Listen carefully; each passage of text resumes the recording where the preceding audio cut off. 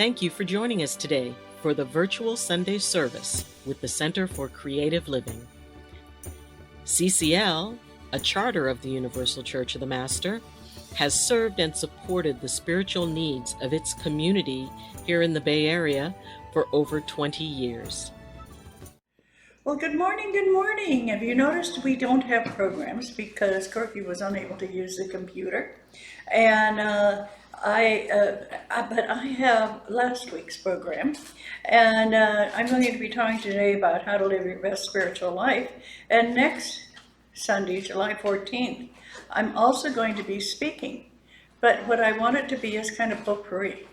All of you who have spoken before, I'm gonna give you 5 to 10 minutes to come up and say that talk you gave, how did that change your life? Or did you want to say a little bit more about that talk or whatever? So it's going to be kind of a round robin thing. Then on July 21st, we have Reverend Becca Thompson. And Becca is absolutely a saint. She is an incredible woman. I think you're gonna all fall in love with her. She is just amazing.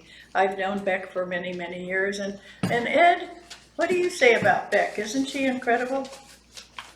The two thumbs up, yeah. Yeah, she's very spiritual, and she hasn't been with us for about 2 years now because of the death of her father and many deaths. Her health, everything was going on in the last 2 years, but now she's feeling a heck of a lot better, so we're glad to have her. And then Lauren is going to be our last speaker here at Billy DeFrank, and so we're looking forward to hearing more. And then after that, we're going on to Zoom.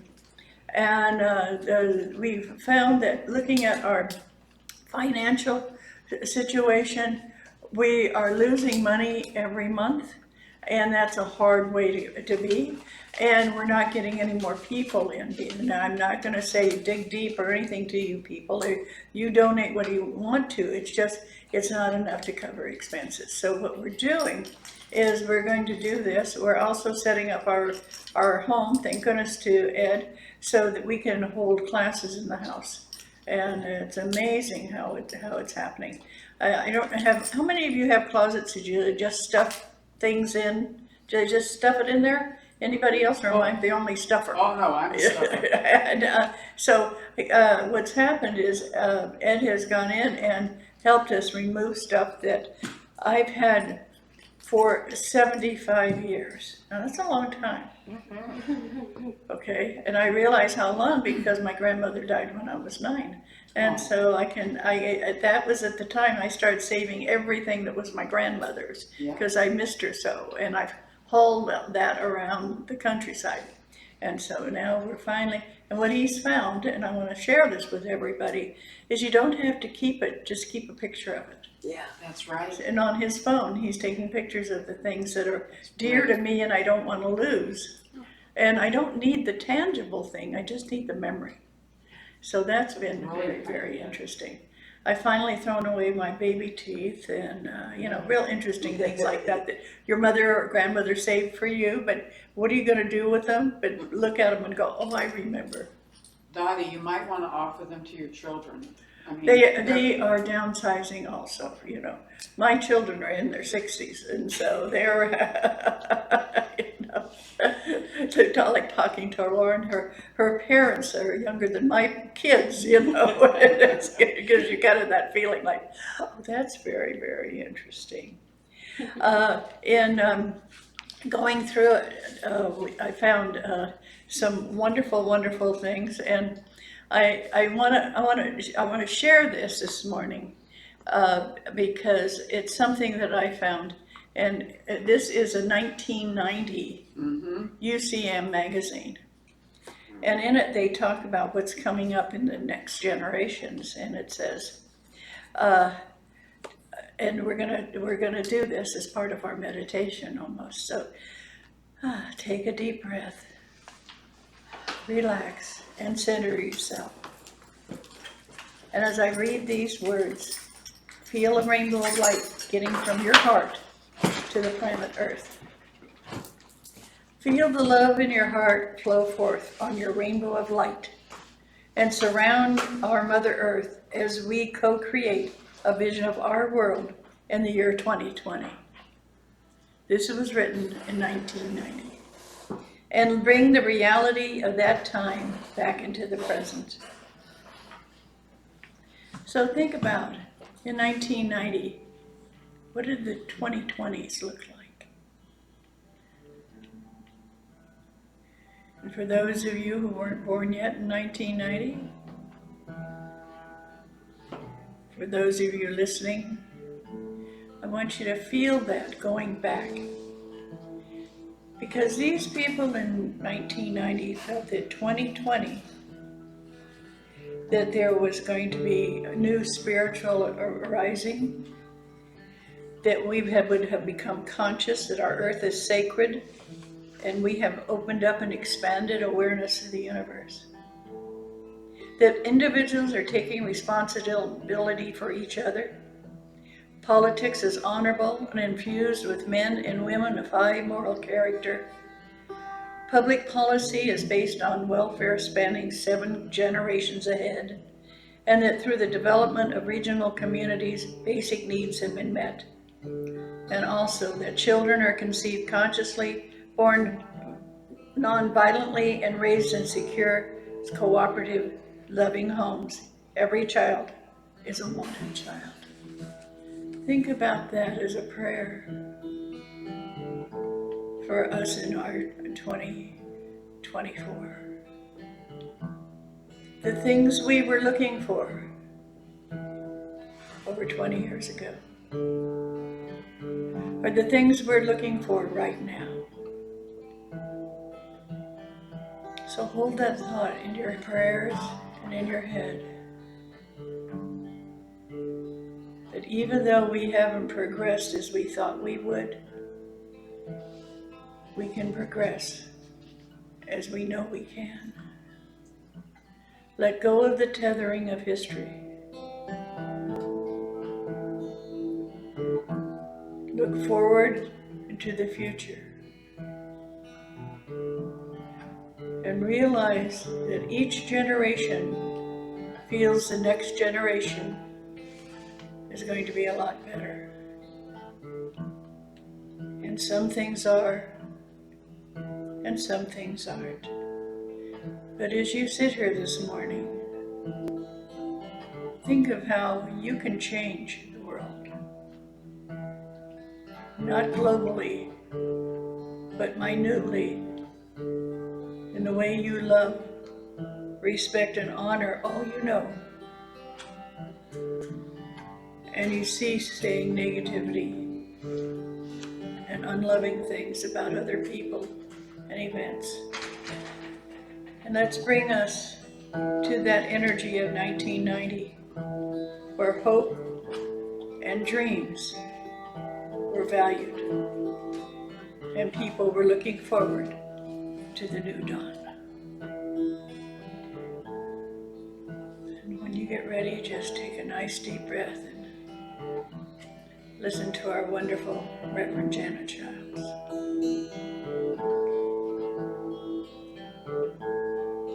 Oh, I reach deep, deep into my soul. Oh, I reach deep into my heart, and I find my way, the path of hope, when I look into the beauty of your soul. Oh, I open up my heart. Oh, I open up my dreams, and I know that it's standing in this moment that I can bring all that I have ever been and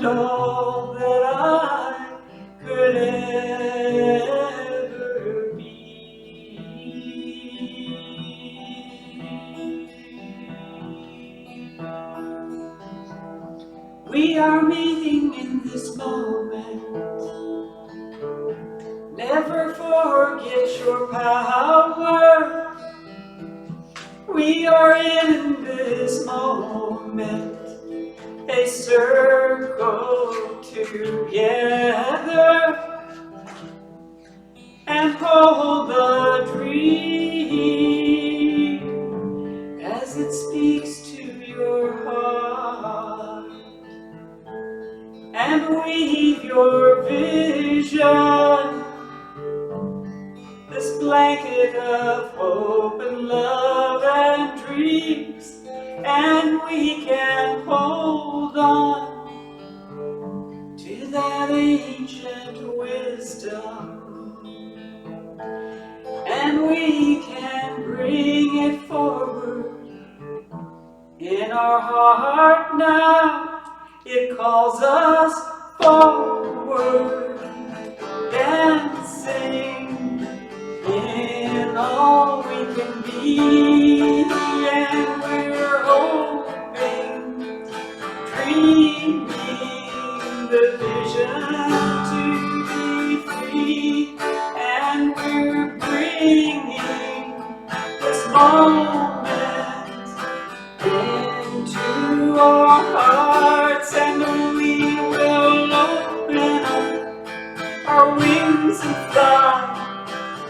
This is the start of the universe, dancing of the universe, dreaming, and it all starts with the spark of what my life can bring, and we can be on the edge of the shore.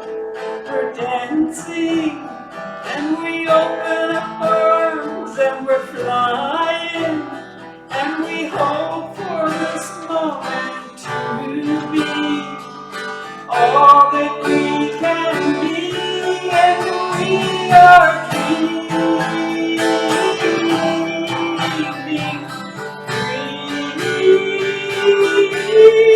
we are dreaming,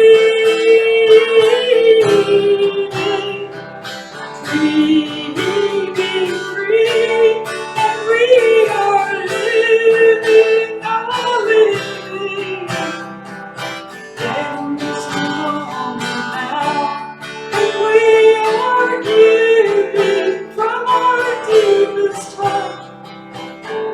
This is how we hold on to the wisdom. We'll hold on to the heartbreak and release it on the breath of love. And we'll hold on to each other as we let each other fully bloom, fully be, fully live our destiny. We are dancing, dancing free. We are dancing, dancing, dancing free. We are dancing, oh dancing. We're dancing, you and me. Oh, we are dancing. We're dancing. We're dancing free. Don't lose your courage. We are right here beside you. Don't lose your truth. It lives in your deepest prayer.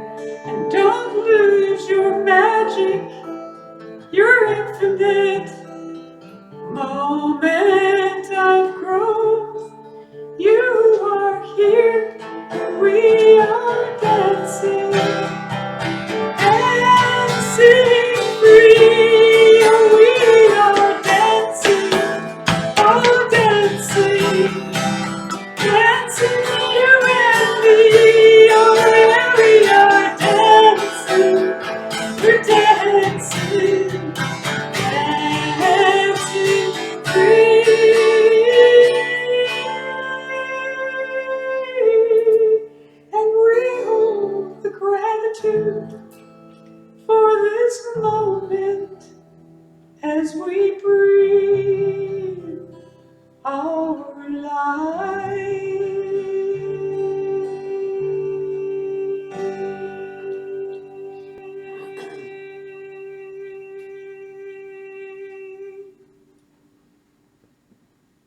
Just take a nice deep breath and bring all of that in.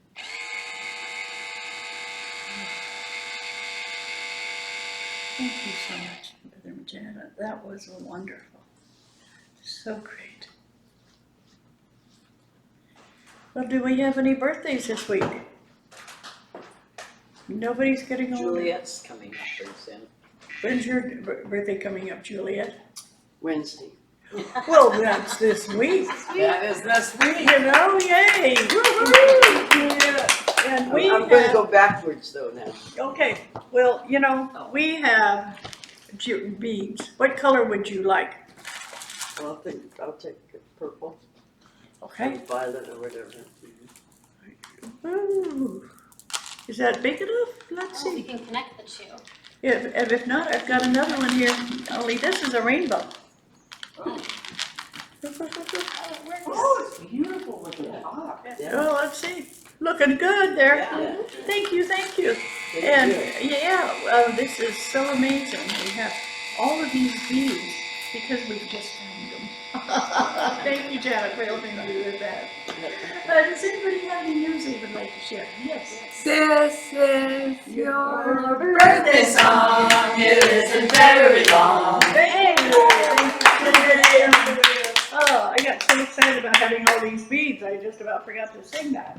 And thank you. Yes, what do you want now? We do have an announcement, and that is this Tuesday, music on the speaker series. So join us and we're lucky enough to perhaps have Songbird at the very end. I know she has to work on Tuesday night, so she's going to try to join us later. But just join us for an exploration of music and how it can fill your life and how you can create and be an active part of making music. So join us Tuesday night. It's coming up at 6 to 8 p.m. Great, thank you, Where? thank you. Oh, On sorry, Zoom. On Zoom. Just go to the UCM website and it's, get your Zoom link there. We would love, love, love to have you come. And because Zoom has now gotten a wonderful feature, it's had it for a while, where you can click it on your computer where it says take musicians, sound off or on. If you put it on, then the music comes through pretty well. It's Good. not like it's all garbled like it used to be in the olden days. Yes, it. That's for the host. That's a host setting. That's a host Host setting. setting, Talking okay. about. Thank you. As a host, thank you. Will it also be in person at UCM? No, it won't be in person. It'll just be on Zoom, because that's the way we normally do the speaker series every month. We have it on Zoom. Okay, So- that's wonderful, thank you so much.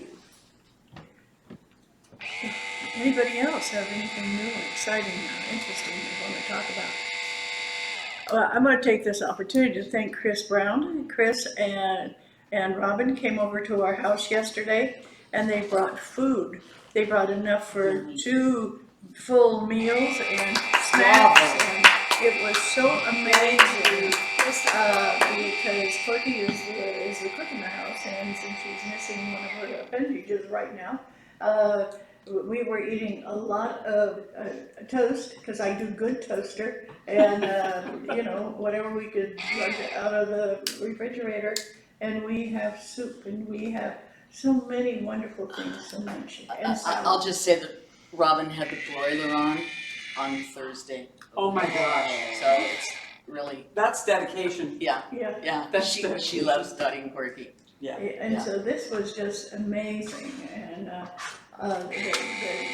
bending over to make sure that we were doing okay, and then coming by and visiting, because I think you all know, if one member of the family is unable or incapacitated, you tend to stay home a lot. And now I'm not driving, so it's been one of those interesting things. We did have company almost all week though. Ed came by and is helping us, as I said, declutter. And I think he ought to do it for a living, because he is amazing and ruthless. He goes, you don't want that. Okay. authoritatively, you don't want that. Okay, off it goes. The side of our house looks like, what? Ed, what's the side of our house look like right now? Full. Progress in life. I love that. It's, Life isn't permanent. it looks like detritus heap, everything that you can imagine. Yes. Yes, Joan.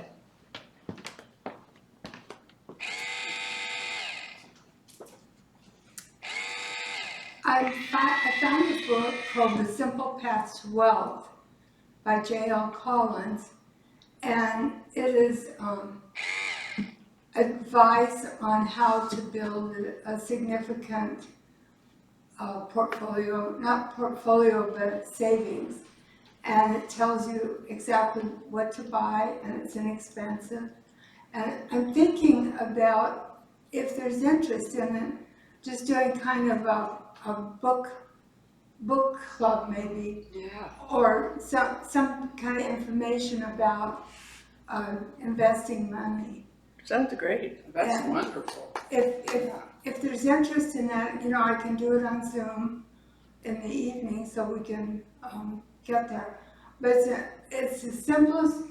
After 12 years part-time in the financial services industry, which I found extremely complicated and confusing, I found this book, and he says you don't need any of that. You need one investment, which is essentially the S&P 500, mutual fund that costs $36 a share. So anybody can do it. And so I'm pretty excited about it. Could you text that to us so we have sure. that information? Sure. Who would be interested in that? I would. Okay, Yeah. good. You don't need a lot of money to do this, and I invite you to come and listen, whether you have money or don't have money, but you're interested in it. Okay, Joan, that is so great, and I'm so glad you have somebody who's an expert on that. Yes. I am a real expert on not having money and what to do and surviving, so I'd like to get out of the surviving mode and into the Yes. making money mode, and The that's thriving mode.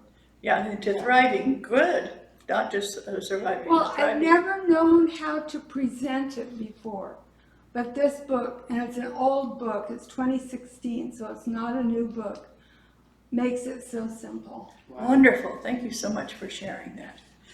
Okay, one of the things that I wanted to talk about today is what is spirituality, since we are belonging to a spiritualist church here. But I'd like to, before we do that, ask, any of you have any feelings that how spirituality has changed your life? Because anything you can think of that you can say, when I found out about a spiritual energy, I realized it changed my life. Anybody have something to say? I noticed that Janet does. I always seem to be talkative today. No, that's great. Go. So what I found really early, You need a Yes. mic. Please.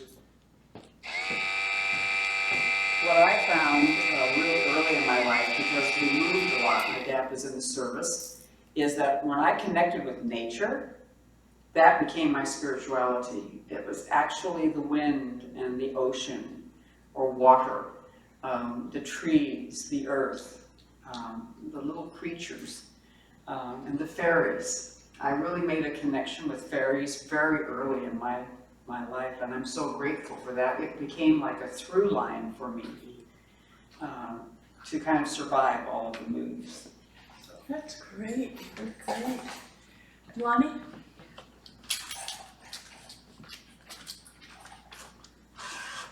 Well, it is for some reason.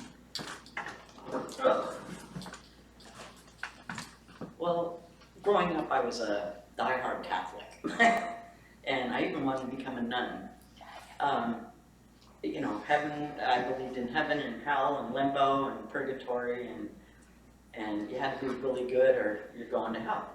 And my dad kept going, there's more, there's got to be something more. And just before he died, he asked me to find out what was missing. I didn't have a clue. How am I gonna do this? How am I gonna find out? But I promised him. Well, I wasn't searching, but God found me and saved my life and sent me an angel that started speaking to me about, and I mean, this was sitting next to me, angel, for 6 months, speaking about there's only love, you know, there is no hell, there is no purgatory, there is no limbo, and everybody's divine. And it changed my life. I mean, it took him 6 months for me to believe him, and once he did, I asked where he went, and he said, oh, his job is done. I went, whoa, okay. So my friends thought I was on drugs. Right. Because I was so happy. And, you know, it's like, it totally changed my life. Oh, how wonderful. Yeah. So that started, and that's shortly after I met you. Well, thank you so much for sharing. That's wonderful. Thank you. Wow, yeah. Anybody else want anything that you share? I can share some. Okay.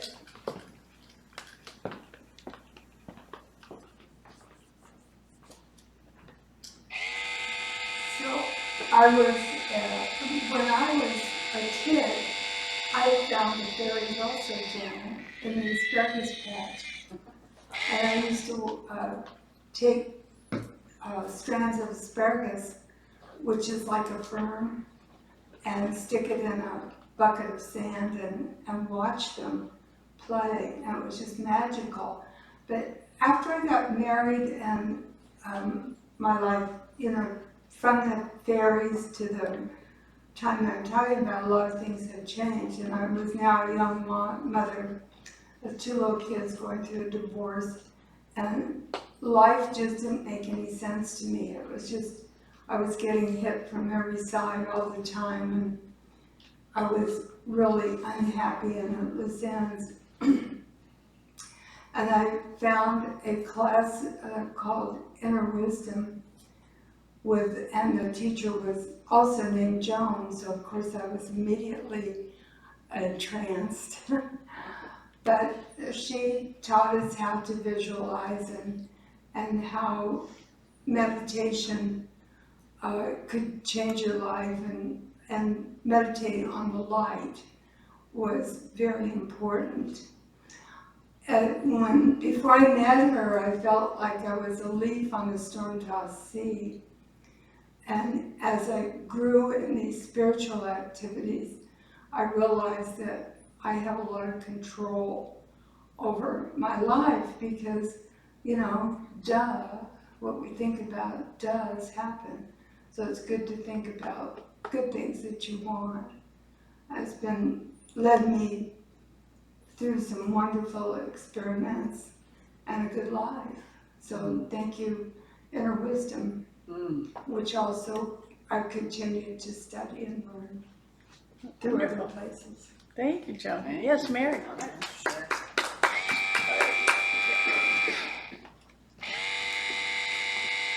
When I was in the 6th grade, I had an existential crisis, and so that I wouldn't get out of bed, I wouldn't go out of my room. My parents were like beside themselves going, what are we going to do with this child? What's wrong with her? They called in psychologists, they called in ministers. I would not come out of my room. They couldn't make me do it. And I had figured out if I'm going to die anyway, I may as well just get it over with, because what's the point? I mean, what is the point of this? And so I had gotten to the point of giving up. I thought, well, one more try. I went to the church that I grew up Lutheran, so I went to the First Lutheran Church, talking to God all the way, and I said, if you exist, if you really exist, show me. And I went in the church, nothing happened. And I was crying, and I was coming out of the church, and all of a sudden the world became bright. Just bright. It was like, it changed in a heartbeat overnight. It was just like, and I could feel and I could see that we did have a purpose. I wasn't sure what it was, but that's what started me on the journey of looking. It was in the 6th grade, everybody thought it was nuts. It wasn't until I became an addict later on in life after my husband's suicide. I became an addict. I ended up in jail. and I was very sick. I got diagnosed with a life-threatening disease, and I was not doing very well, and I was in a solitary place, a cell, and apparently I died because at this point I got to go to a place that we don't have on earth, okay? It was like filled with love. It was so amazing, the love and the, even thinking about it now, I can't remember a whole lot about my life, but I remember this moment.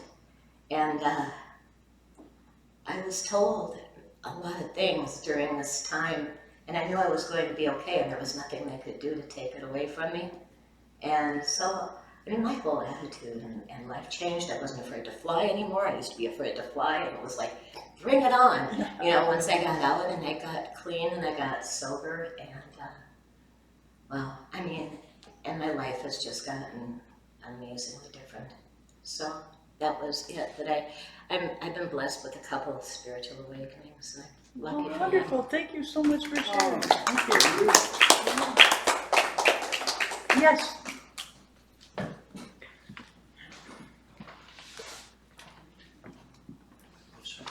Wherever you go. Wherever you go. Wherever you go. Oh, man, I don't need to say anything. Well, not wherever. Here.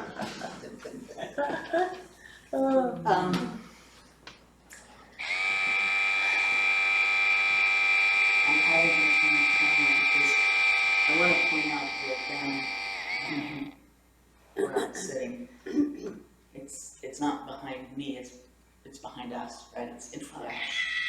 And this banner, which has a Muslim element, a Hindu element, a Judaic element, a Buddhist element, Christian element, and other elements as well. That's what's important to me. And when I try to distill how that works in my life, the two things come up, and they're related. To me, being fervent about a belief system, of course I'm going to qualify that and say not to kill people, but to love. But being fervent about a belief system and coming from that belief system. There's another poster behind that says building community, and to me those are the same. And what I look for and what I try to be and do is, what are my beliefs, what are my values, and how do I come from that with love?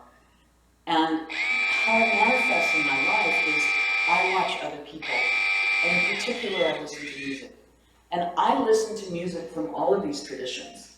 I don't have the same belief system, but when I listen to people digging deep and going for that alignment, to me, that's my definition of spirituality, is how is it that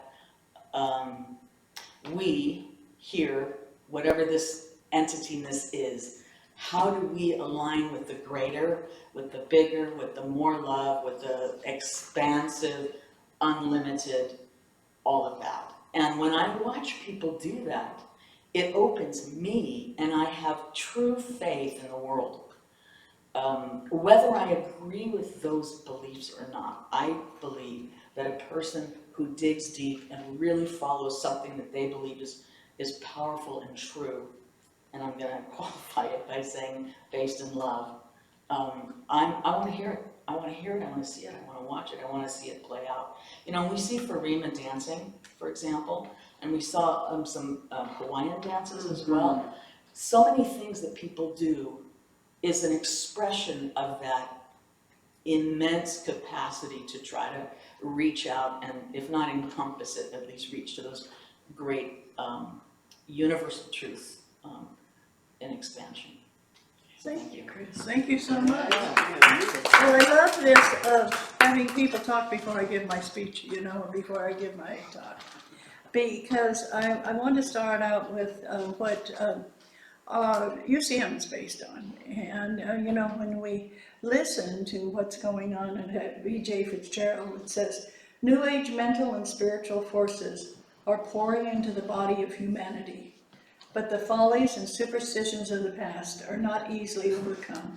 It is a time of world house cleaning. And you're part of this. It is a time of world house cleaning, or reappraisal of values and ideas for both nations and individuals. And that's what we've been talking about right here. And, you know, all of humanity is coming out of darkness, but some of it is kicking and screaming, and others is returning to darkness. And that return to darkness always throws us. Why don't they understand? Stop it. Judgment is the biggest deterrent to spirituality. Yeah. Think of, if you judge people, what does that say about you? That you think you're so much better and that you have to be the one who tells, to be the boss. And that's not spirituality. It might be in your search that what you feel is important is being right. But the more you look into it, the more you realize that what is really the epitome of spirituality is being understanding. And when you can understand where people are,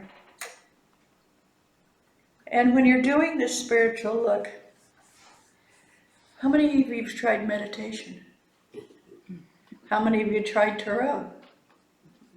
How many have looked at, maybe it's my diet, maybe I'll get more spiritual if I lose weight, gain weight, do something like that.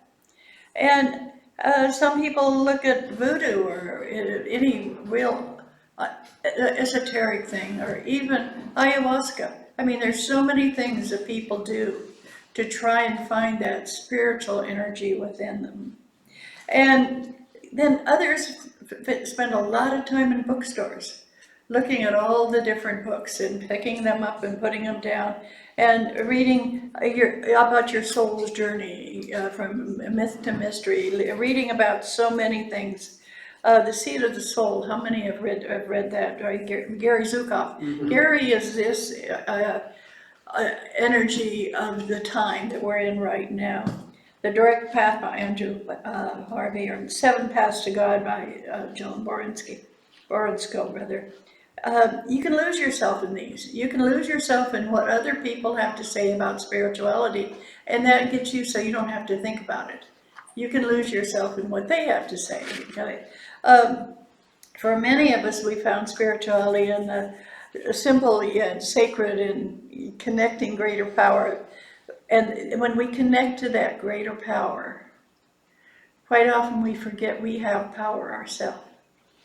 When someone says, I give up everything to God, no, let you and God become co-being. Don't just give up, but accept. And that accepting God in your life, whatever you call God, is what helps you move forward spiritually. And so think about, let about your spirituality being left up to you. So you don't say, God's got to take care of it. I'm a spiritual being. I have the way to handle my life. You were put here to live your life. So start seeing what you can do. And I've said this before. When I say darkness of the soul, our soul really doesn't get dark. But what I'm saying is it's when you forget what the light is. The light is within you. And you can look everywhere you want to be enlightened, but until you turn on the light within you, you're not going to find it. It's kind of like walking into a dark closet and hoping to find the light without pulling the chain that turns on the light bulb.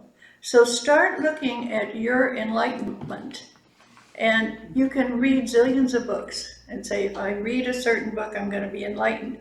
But until you believe that you are worth it, you're not going to find it. So start looking at that. And I call this voice I hear, well, you hear me talking about my spirit guide, Mom, but the other voice of what I call the presence. It's spiritual in its energy, and it's loving, and it's kind, and you might call it God, you might call it whatever it is, but that presence You know, whatever you call it is so important in your life. And because it's always loving towards you. It's that energy that speaks to you about the things that are wonderful and positive in life. And it's also the voice that you quite often shut off. I don't want to hear it about it anymore. I know so-and-so's no good and I'm going to believe it and I don't care what you say.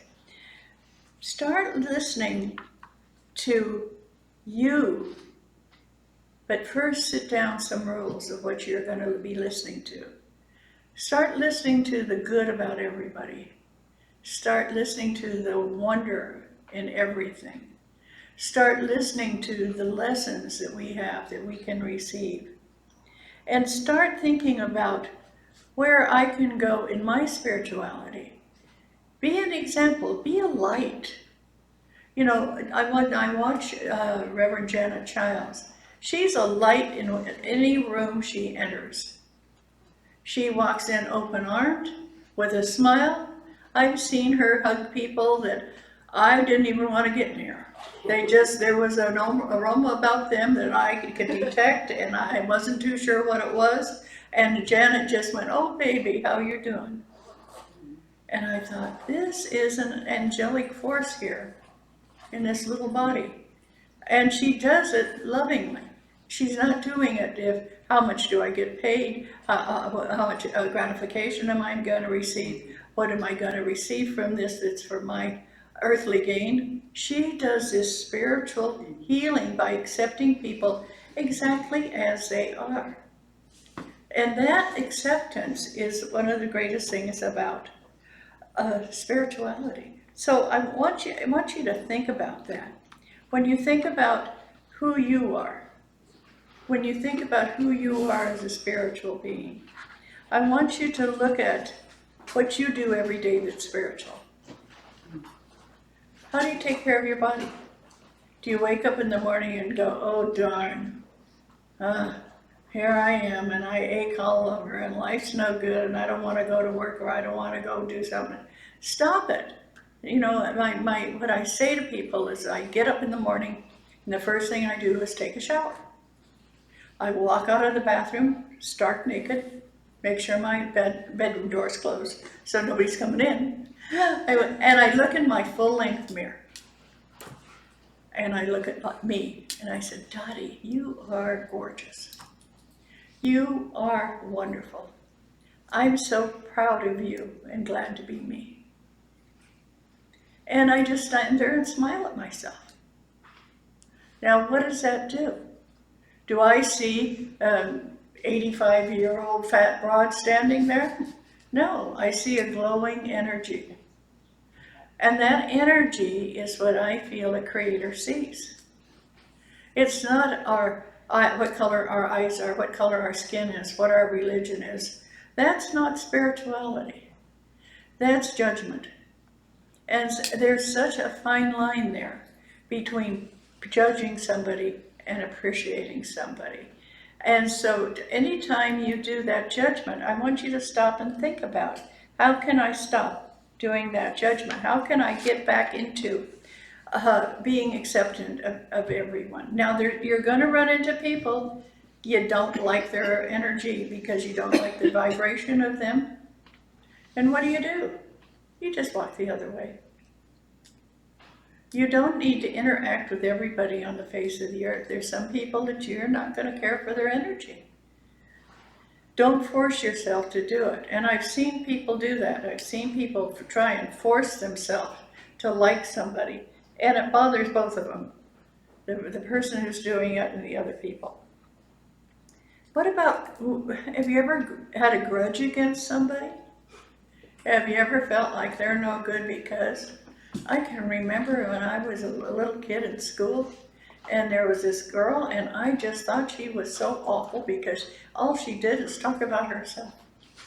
And she was always thought she was so cute and so prissy and so, and I just didn't like her. And one day she said, "Dottie, could you come home with me?" And I said, "What?" And she says, "Well, I've got to go home and there's nobody at home." And I said, "Okay." Now this was 3rd, 4th grade. And so I said, "Okay." And so I went home. And where she lived was just deplorable by my standards. And yet she was so proud of her bedroom. And she said, look what I've got.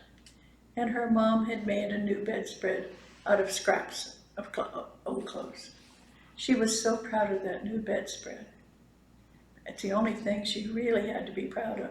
But all the time at school, she put on this energy of, I'm the best, I'm the greatest, to cover up her feeling so completely incapable of handling life and insufficient.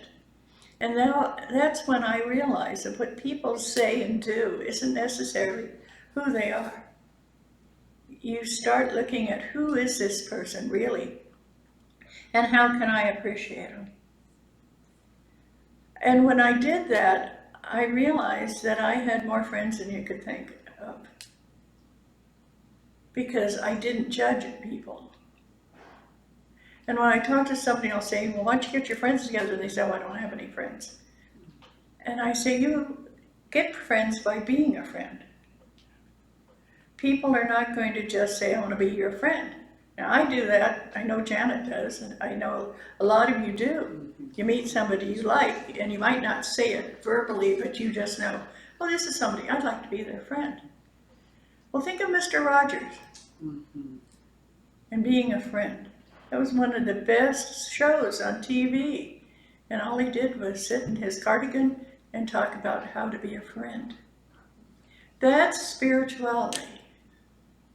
Even though he was a minister on a faith, he was also a spiritualist. It's not something that you become a spiritualist and let go of your faith. They're both combined. Your spirituality is a combination. What happens when you just get upset? Just anybody in here ever just get upset about something? Some people yell and scream. Some people swear. Calmness is another part of spirituality. When you get angry, when you get frustrated, when you get absolutely convinced that life is horrible, find a way to calm down. Because you are the one who makes your spirituality. When I talked about the books we can read, the classes we can take, the people we can go to, think about you make your own spirituality. You and your connection with a presence, the Creator, whoever you feel is there for you is your spirituality. As long as it's not about hurting, hating, ignoring, blaspheming people, you will find that that spiritual center of you vibrates and is so great. But what happens when none of that works and you're just really sad or really angry or really frustrated? Try prayer. And you don't have to have it be a one particular prayer. I talk to people who, when they call me for a reading and they say, and I can't calm down and I can't, and I say, what religion are you? They say, well, I'm Catholic. I said, get out your rosary. And they say, well, I haven't done my rosary for 20, 30 years, whatever. I said, I find the rosary is one of the most calming things you can do. And I haven't been an ongoing Catholic for half a century now. There it is. And there's just the idea of communicating with the Virgin Mary just really calms me down. And at that point in time when I'm calm, it's with prayer and it's with a sense that there is an energy that is listening to me. An energy that's going to be there at all times and help me. Because I feel life is joy. Life is something that we were given to be joyful, not to be miserable. Life is something is given that is thankfulness, not screw you. You know, life is not an illusion. Life is reality. And you are the one that makes it reality. If you want abundance and if you want joy, see life as abundant and joyful. I was so talking you about earlier, that Chris and Robin brought over food.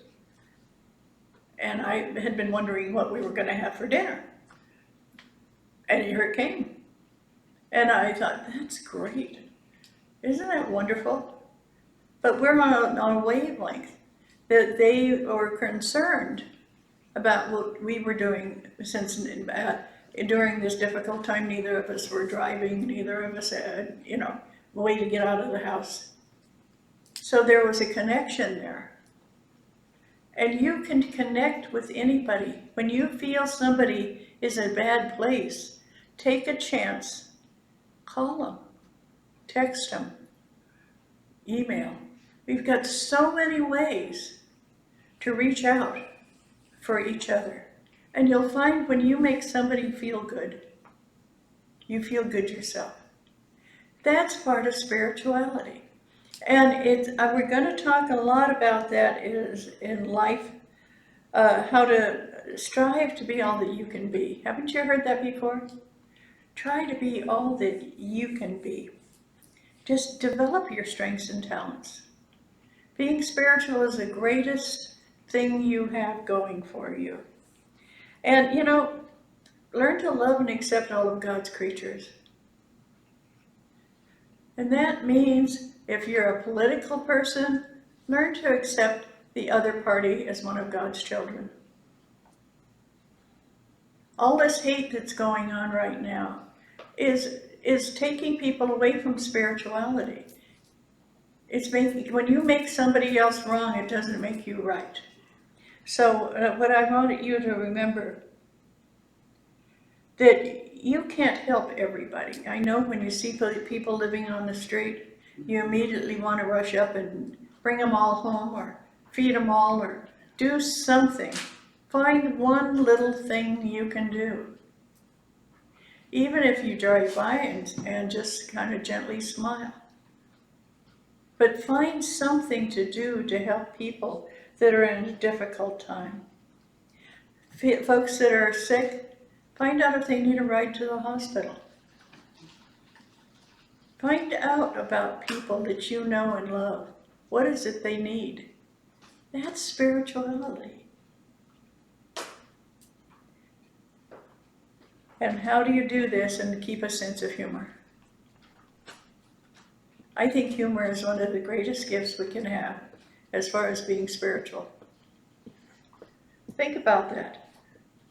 How does humor help in your spirituality? It makes life a lot easier. Somebody once said to me, Dottie, do you and Corky giggle all the time? And I said, yes. We've never fought. We've never had one of those arguments where somebody walks out and slams the door. Ever. We've only known each other for 41 years. And what is it? Both of us feel that the other person's entitled to their own opinion. We might not necessarily agree with it, but so what? I might not agree with Juliet about something, but I love her and accept her as a very spiritual, honorable woman. That's, those things are there. How well do I know her? I don't even know her kids' names. And usually I'm good at knowing everybody's kids' and animals' names. I don't. But I know her energy. And her energy is her spirituality. And it's so lovable and it's so marvelous. And when you look at people, think about that. Don't look at them and say, oh my gosh, I wish they'd get their hair cut or the lipstick's on wrong, or there's something negative about them that, they should change. Look at them with love. And I want to close with it. One of the things that I think was so amazing. Have you ever just lost a name? Mm-hmm. Who was the nun in India that was so well known? Mother Teresa. Thank you. And this is a story many of you have heard, but a young American girl, about 17, 19, right around there, went to India to help Mother Teresa. And she goes, I'm here to help you, Mother Teresa. Mother says, here she's looking at this tall, blue-eyed, blonde, white girl, saying, I'm ready to help you. She said, okay, my dear, we've had a horrible incidence of disease right now where people have diarrhea and are vomiting, and we need help cleaning it all up. Could you please help them, bedpans? And the young girl goes, oh no, I couldn't do that. And she says, well, okay, we have some people who have very severe wounds and the bandages need to be changed. We're afraid that they might have a difficulty and we need them changed as soon as possible. A lot of them are very gruesome, but we really need help.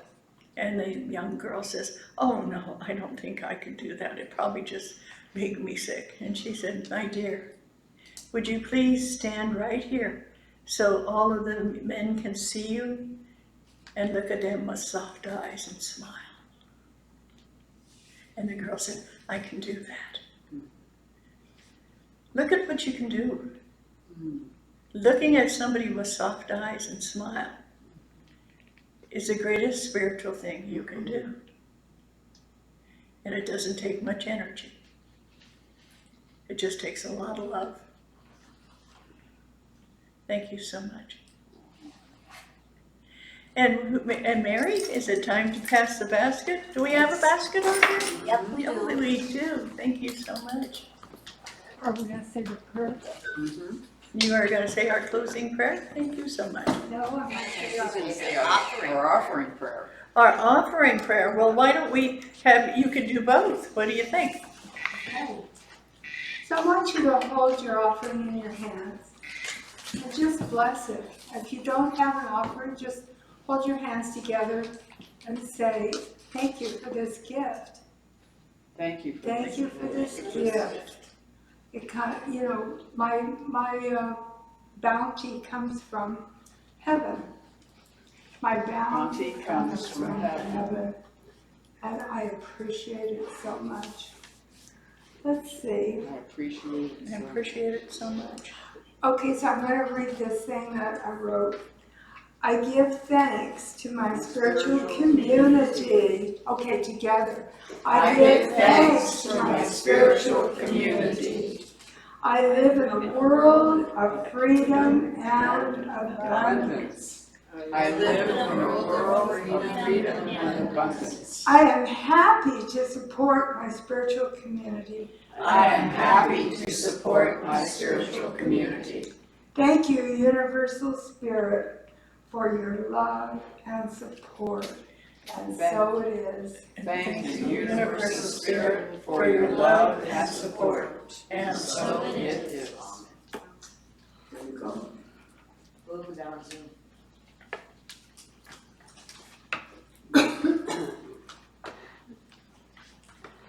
We are giving, we are receiving, we are in the infinite flow.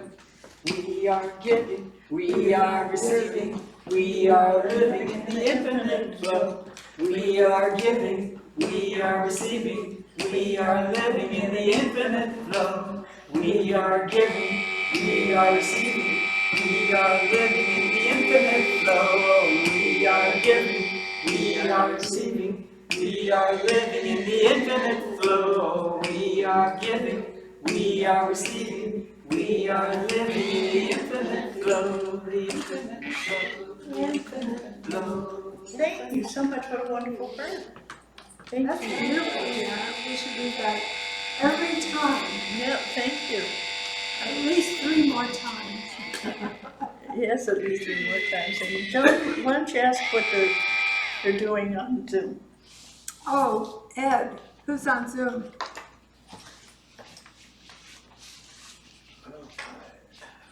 Let's see, from Zoom, all the normal congratulations and such. However, we had 2 that are a little bit more content. Let me scroll up. So back from before you started, Dottie and Corbin chimed in. My connection to music has been one link to my spirituality. My mom tells me I could sing and carry a tune before I spoke. I have met many amazing people and had some magical experience thanks to the music. I was also connected to the earth. I came home with rocks and shells in my pockets all the time.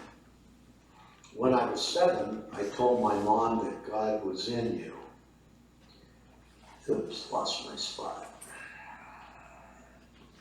God is in me and God is in the birds and trees. I could be with God any place, like sitting under a tree. As I got involved with more spiritual classes, many taught by Doti, I realized I had been channeling my whole life. I am so thankful for each of my experiences. Who's that? And Corbin. And Corbin. And, Oh, Annie. and then Chen Li, decluttering is a very core of feng shui. Divine sees you have a lot of things, so you don't need more.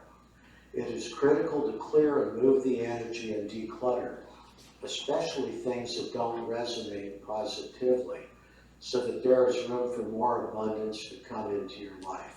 In other words, don't get stuck, be mobile, always. Amen. And, well, okay, I'll pick P&J, Patty and Joyce. Thank you for the beautiful service. It was just great all the way around, sending blessings and love. And that's pretty much the tone of all the other. Can you just give us the names of who they are? Say again? Can you just give us the names of who are on Zoom? Okay. Ann Corbin, Chen Li, Corky, the recovering Whitaker, Donna C., Janice, Jeannie Lyons, Laura O., Milan, and partner, Patty and Joyce. Okay, great. Thank you so very much, and thank you all for watching. And as you know, we're going to be Zooming in just at the very beginning of August. We'll be doing Zooming, and we won't be in-house at that point in time. So for all of you, if I don't see you next week, I'll just assume you're trying out the Zoom, and really appreciate it. We will be having guests. That's one of the reasons we're decluttering, so we can have guests come to our house and either So this sing. is the last meeting here. But No. We have till the end of July. Oh, okay. So we're doing a lunch and a chat next week. is it that next right? week? No. No, it's not next week. It's the 3rd, and that's July 21st. Okay, July 21st, plan on staying, because we'll have food and do lunch. Yep. And that's only one more week at the BDF after that. Okay. Okay, so please bring some food to share. We'd love it. And speaking of food to share, what do we have, Lauren? Donuts. Donuts. Take And some, lunch, take some do we home. have coffee? Yeah, coffee, yeah. Oh, okay. And No, that's not our food. It's in here, so it doesn't sit in the hot cart. Oh no, sorry, that's for a pool party going to after. Yeah, so, and Oreo cookies. and Oreo cookies, good. So let's come together and just quietly think about the week ahead. The week ahead. I jump into the week ahead with positive spirit, with good energy, and I jump quietly. I think we have to jump quietly in this time because so many things are jumping around. And the way we can move quietly, anything we can do to move quietly through our days with blessings on each side to the people that we know and see, the people that we care about. Each blessing that we give goes out and multiplies. So think of all the people who are in your surroundings, in your notebook, in your head, and think about offering them a special blessing this week so they can go jump quietly into a future of peace.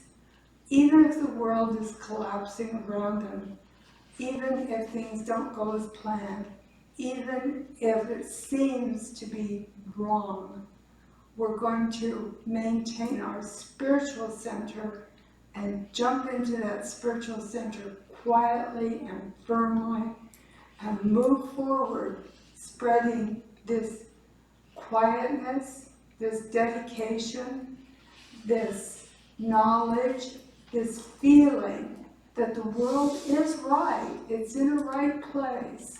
It may not seem that way right now, but whatever is happening for a purpose, and it's moving us into a right place as we go forward firmly in our spiritual self.